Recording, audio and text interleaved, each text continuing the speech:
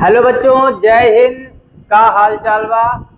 उम्मीद बानी कि रहुआ के हाल चाल एकदम बढ़िया बने। ठीक, आज थोड़ा सा स्वागत हमने भोजपुरी में किया है, ऐसे ही करने का मन किया। फिलहाल में थंबनेल में आपने देखा होगा, आज हम लोग चर्चा किसकी करेंगे। हम लोग ऐसे एक डेरिवेशन की चर्चा करने जा रहे हैं जो गॉस की प्रमेय से संबंधित और साथ ही आपके बोर्ड एग्जाम में 3 नंबर का आता है।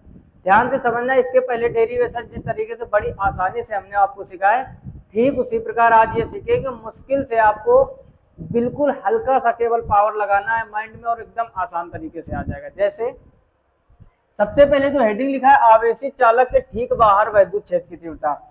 मतलब कहने का ये, कोई एक आपको आवेशित चालक होगा ऐसे, ठीक, इसके बाहर आपको कोई बिंदु होगा, मान लो कि इस पर आपको वैद्युत क्षेत्र की तीव्रता निकालनी है। क्लियर। वो बाहर बिंदु आपका इधर भी हो सकता है और इधर भी हो सकता है। इतनी बात समझ गए। यानी उसने मेन बात क्या बोली है कि चालक के बाहर वैद्युत क्षेत्र की तीव्रता निकालनी, तो बाहर इधर भी हो सकता है आपका और इधर भी हो सकता है। इतनी बात समझ में आई या नहीं?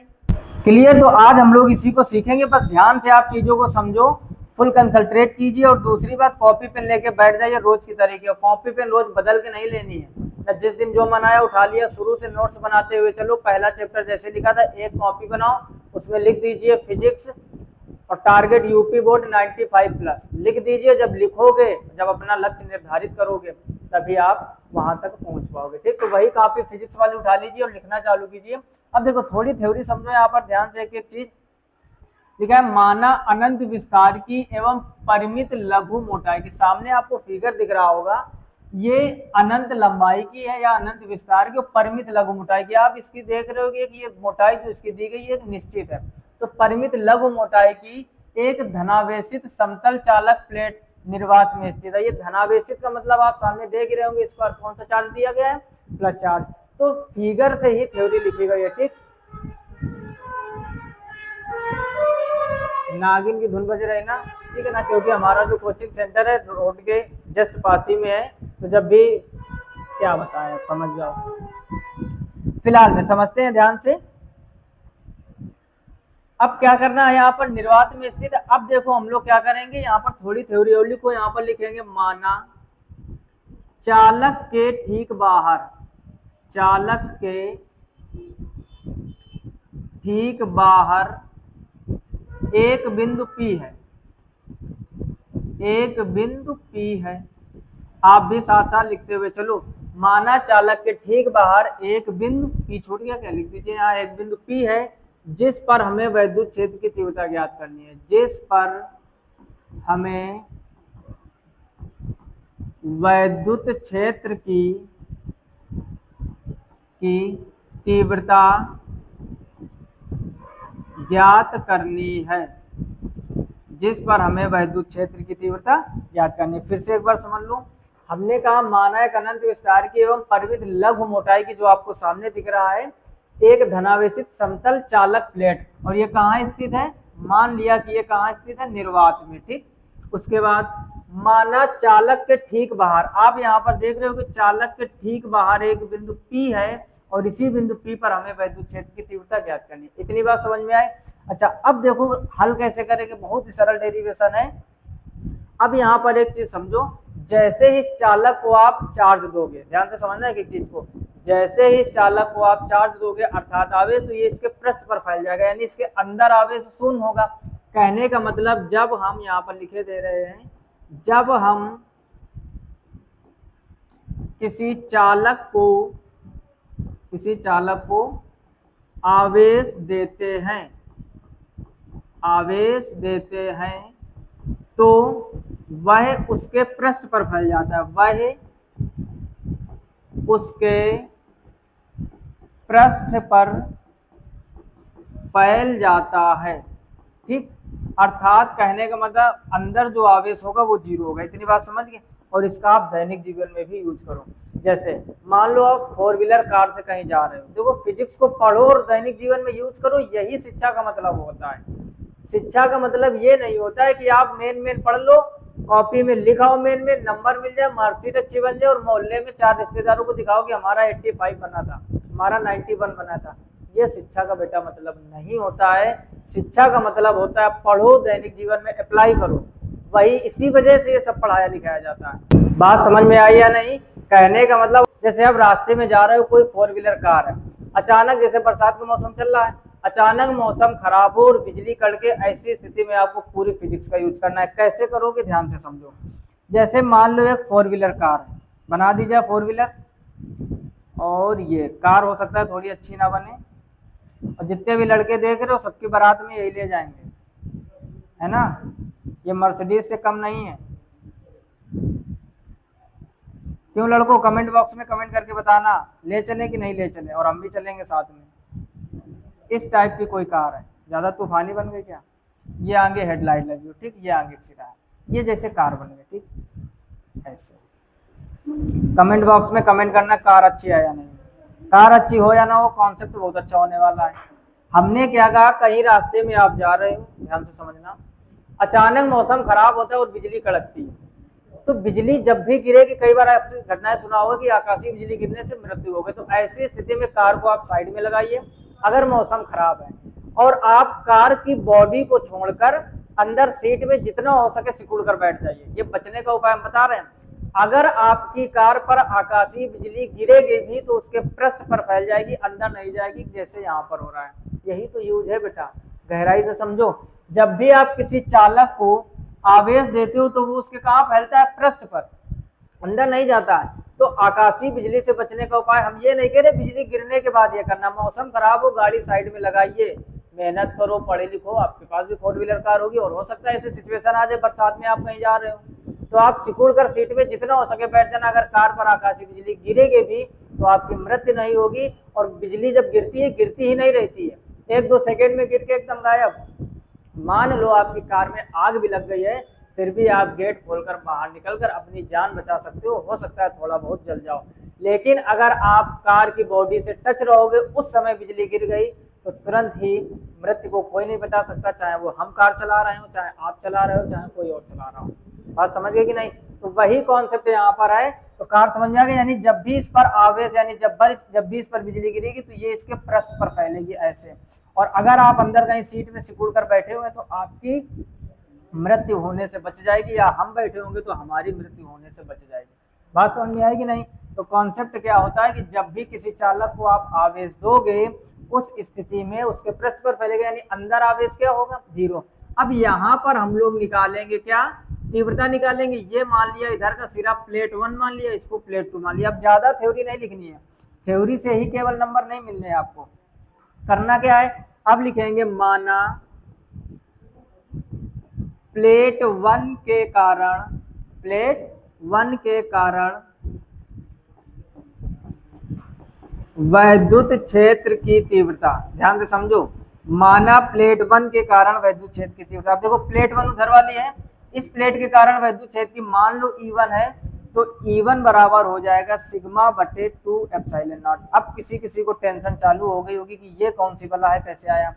इसके जस्ट पहले वाले डेरिवेशन में हमने आपको क्या सिखाया था, ध्यान से समझो बेटा। अगर पहला नहीं देखा तो पहले आप उसको देखो। इस टाइप से एक अचालक चादर थी, इसका आवेश का पृष्ठ सिग्मा था, इसमें गॉसियन पृष्ठ ऐसे था कुछ। याद करो अपनी शक्तियां, जैसे हनुमान जी महाराज अपनी शक्तियां भूल गए थे, तो जामवंत भगवान जो थे उन्होंने याद दिलाया, प्रभु जागो तुम्हारे अंदर बहुत पावर है, आप इस 400 योजन समुद्र को पार कर सकते हो माता सीता की खोज के लिए। तो वैसे ही आप अपनी शक्तियां याद करो पिछले डेरिवेशन की। इसमें जब हम लोगों ने सॉल्व किया था तो E बराबर सिग्मा बटे 2 एप्सिलॉन नॉट आया था या नहीं। यानी जब भी कोई सिंगल प्लेट होगी उस पर पॉजिटिव चार्ज होता, तो उस पर कोई पॉजिटिव चार्ज होगा, तो इस स्थिति में वैद्युत क्षेत्र की तीव्रता ये है। यहाँ पर आप इस साइड वाली को देखोगे तो एक तरह से ये प्लेट है, इस पर भी पॉजिटिव चार्ज है, तो इस प्लेट के कारण वैद्युत क्षेत्र की तीव्रता आपने E1 मानी, तो क्या E1 का मान सिग्मा बटे 2 एप्सिलॉन नॉट नहीं होगा? होगा। अब तो समझ में आ गया होगा। अब इसको हटाते हैं यहाँ से, ठीक। अब ध्यान से समझो, क्या हम लोग लिखेंगे अगला, इसी प्रकार। क्या लिखोगे, इसी प्रकार प्लेट 2 के कारण, दूसरा पॉइंट क्या लिखोगे, इसी प्रकार यहाँ पर लिखोगे प्लेट 2 के कारण वैद्युत क्षेत्र की तीव्रता। एक चीज और बेटा, आप लोगों से हम सॉरी कहना चाहेंगे या माफी मांगना चाहेंगे, राइटिंग हमारी बहुत खराब है। बचपन से पापा जी ने बहुत सुधारने का प्रयास किया, जल्दी जल्दी लिखने की वजह से हमारी राइटिंग अभी तक नहीं सही हो पाई। जब हम बहुत आराम से लिखेंगे तब बहुत अच्छा लिख पाएंगे।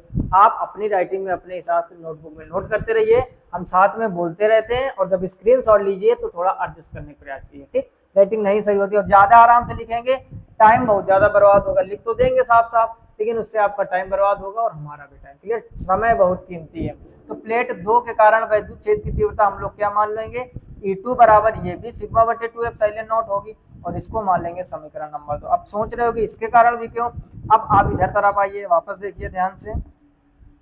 यानी अब प्लेट 2 ये है आपकी, इस पर भी तो प्लस चार्ज है, इसके कारण हमने वैद्युत छेद की तीव्रता। आप कुछ लोग सोच रहे हो कि इधर वाली प्लेट है तो इधर तरफ मानना चाहिए था। बेटा एक चीज ध्यान दो, बिंदु आपका कहाँ है, जहां पर थाली होगी वही खाना परोसा जाएगा ना, थाली कहीं और खाना कहीं और नहीं बनेगी कहानी। मतलब ये बिंदु P यहाँ पर है, इस प्लेट के कारण तीव्रता, इस प्लेट के कारण तीव्रता। अब ये एरो का कॉन्सेप्ट समझो, कुछ लोगों को एरो में डाउट हो रहा होगा, तो अगला ध्यान से पॉइंट समझना क्या, कि कभी भी आपको पॉजिटिव चार्ज हो, ध्यान देना जरा, पॉजिटिव हमेशा अपने से दूर की तरफ करता है और निगेटिव हमेशा अपनी ओर खींचता है। क्योंकि इसके बाद जो हम लोग डेरिवेशन पढ़ेंगे उसमें हमारी 2 प्लेटें होंगी, एक पर पॉजिटिव चार्ज होगा, एक पर निगेटिव चार्ज होगा, उसके बीच में वैद्युत छेद की तीव्रता और साइड में वैद्युत छेद की तीव्रता निकालेंगे, इसके बाद वाला जो डेरिवेशन होगा, ठीक। तो आपको बस ध्यान क्या रखना है कि प्लस से एरो बाहर की तरफ रहता है और माइनस में अंदर की तरफ। जैसे आप देखोगे यहाँ पर कि जो आपकी पहली प्लेट थी वो पॉजिटिव थी,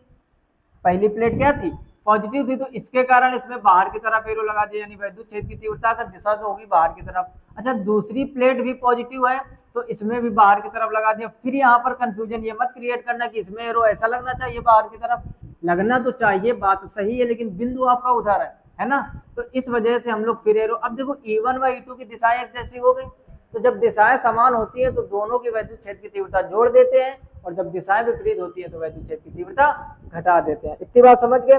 अच्छा, अब इन दोनों को हमें जोड़ना है, तो अगली स्लाइड पर आते हैं, हम लिख देंगे समीकरण 1 व 2 को जोड़ने पर। समीकरण 1 व 2 को जोड़ने पर, 1 व 2 को जोड़ने पर, इतनी बात समझ में आई। अच्छा, जैसे ही जोड़ने की बात आई, अब दोनों को आप जोड़ दीजिए, तो क्या हो जाएगा, E बराबर E1 प्लस E2, इतनी बात समझ में आई। अच्छा, उधर समीकरण 1 में E1 का मान था सिग्मा बटे 2 एप्सिलॉन नॉट, और E2 का भी मान यही था, बोलो था या नहीं।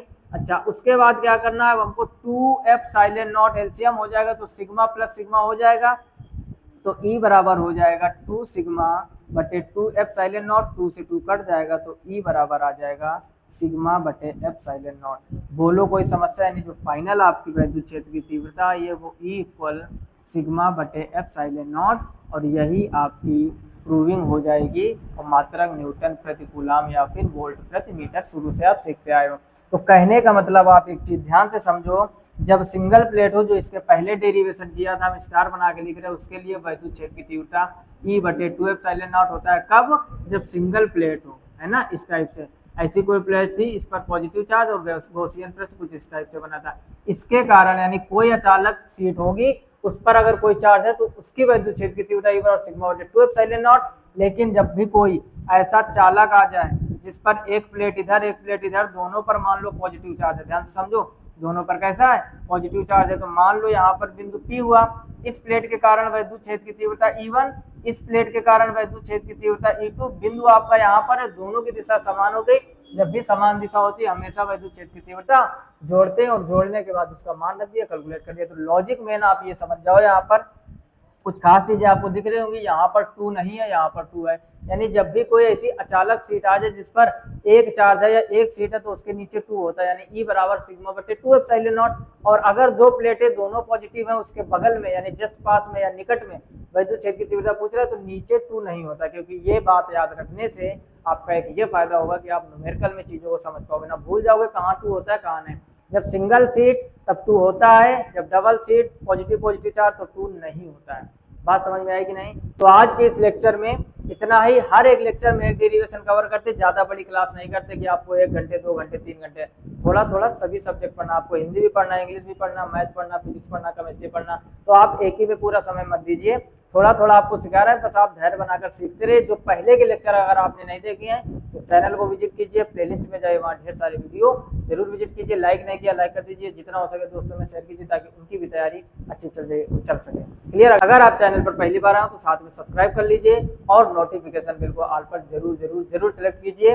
बस एक बात आप लास्ट में हम कहना चाहेंगे कि सभी लोग मेहनत जरूर करो।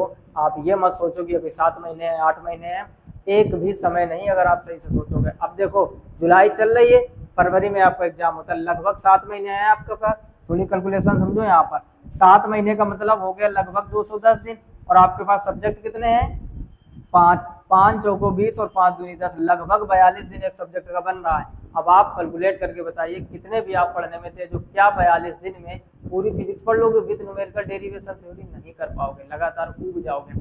यानी लगभग 1.25 महीने 1.5 महीने मिल रहा है आपको, है ना। 45 दिन अगर करते तो लगभग 1.5 महीने आपको एक सब्जेक्ट का मिल रहा है, यानी समय एकदम ना के बराबर है। बस आपको लग रहा है 7-8 महीने, पता नहीं चलेगा कब आपका प्रैक्टिकल चालू हो जाएगा, प्रवेश पत्र आ जाएगा और पेपर आ जाएगा, और आप सोचोगे अब करें तो क्या करें। उस स्थिति में बस आप क्वेश्चन बैंक ढूंढोगे, उसमें इंपॉर्टेंट टिक लगवाओगे और अपना फ्यूचर खराब कर लोगे, रिजल्ट भले ही अच्छा बना लो।